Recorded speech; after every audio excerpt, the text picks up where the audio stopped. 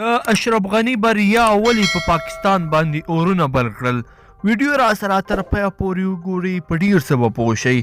سلام کتونکو، ستړي مه شئ، وخت مو په خیر.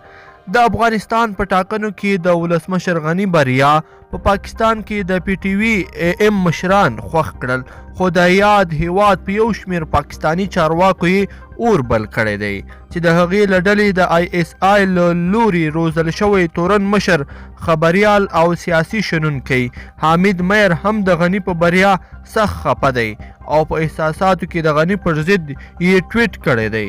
حامد میر د ولسمشر غني او امرالله صالح پر ضد په خپل ټویټ کې لیکلي: افغان ولسمشر محمد اشرف غني او امرالله صالح په افغانستان کې هیڅ حیثیت نه لري، بلکې دوی د خپلو بهرنیو بادارانو ګډاګیان دي چې واک ته د رسیدو سره سم به هغه څه ترسره کړي چې افغانانو باور به پرې مات کړي.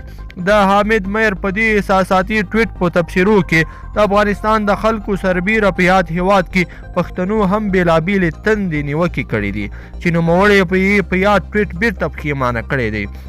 سیاسي شنونکی حامد میر چې په پاکستان او نورو سیمو کې د آی اس آی له لوري روزل شوی استخباراتي شخص بلل کیږي، چې له مودو راهیسې د یو خبریال په نوم خپلې استخباراتي چارې پر مخ وړلې. د محمد اشرف غني تر بریا وروسته په یاد هیواد کې سیاسي شنونکو سخت وارخطا دي. دوی د ټلویزیونونو له لارې سخت جنجالي بحثونه پیل کړي دي. دوی د غني تیره 15 کلنه دوره ګټوره نه بولي او وایي چې د پاکستان اقتصاد له سقوط سره مخ کړی و. یادو سیاسینو د هر اړخیزو بحثونو کولو وروسته دا ومنله چې د ولسمشر غني بیا واک ته رسیدل د پاکستان په تاوان دی او وایي چې یاد هیواد په راتلونکو 15 کلونو کې له سختو بنیادي مشکلاتو سره مخ کړي.